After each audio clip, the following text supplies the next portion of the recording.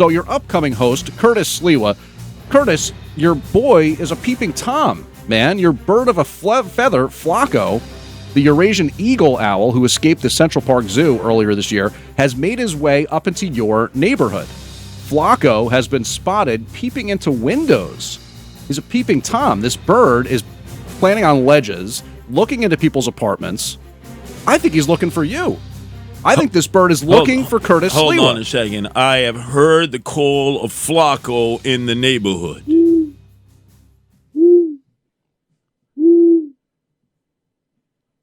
He's saying, where?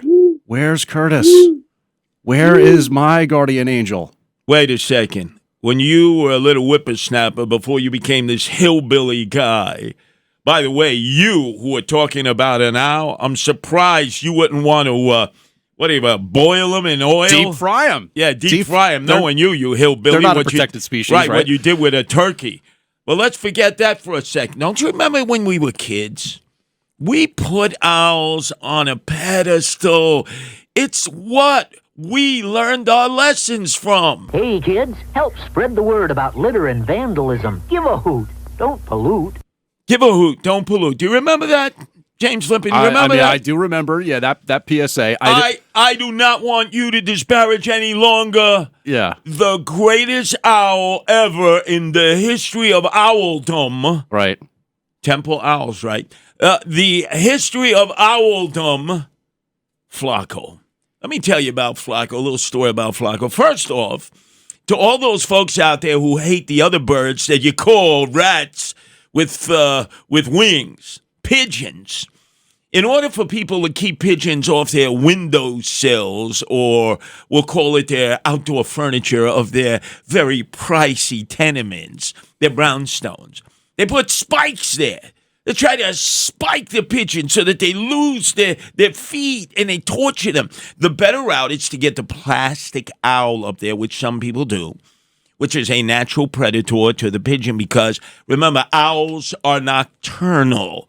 They are up till the break of dawn just like me. That's why I relate. When I was a little child, my mother, Francesca, when we were at Ozone Park living there, right, and my dad was away because he was a merchant seaman, she would make the sound of the owl, making the sound of the owl. And she would go, Curtis, have you been a good boy? Have you been a good boy? You know who this is? This is the owl. And I'd look outside and I'd look on the windowsill and I'd say, Mom, where did the owl go? So the owl knows everything while you're asleep. The owl is nocturnal and is watching. And you know Daddy does not want to find out any bad news from the owl. I said, you think the owl will fly all the way to the ship? No. The owl will instruct the pigeons to fly all the way to the ship. So you can accuse my mother of bamboozling me when I was just a little child. But it certainly made sense to me.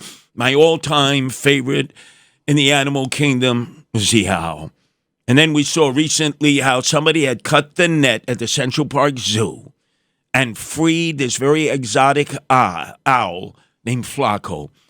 And all of the bird watchers, had their safari hats on. It's probably one of your friends there in Bloomfield, with the shorts on and the binoculars, going, whoop-a-woo, whoop-a-woo. They all followed Flacco. They said Flacco can never survive on his own. He's been hand-fed ever since he was a chick in the Central Park Zoo.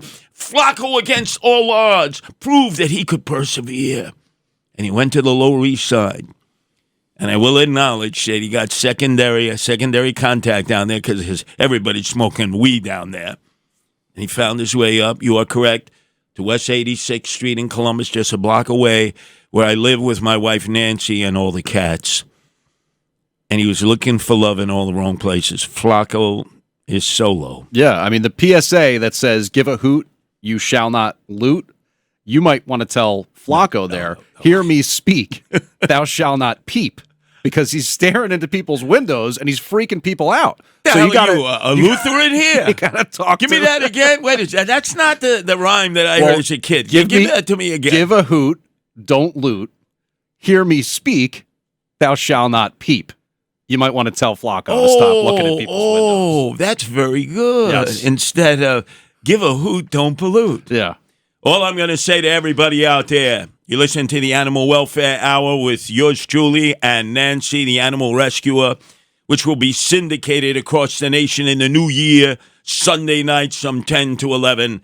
And once again, I will defend the honor of Flacco, who is just looking for love in all the wrong places.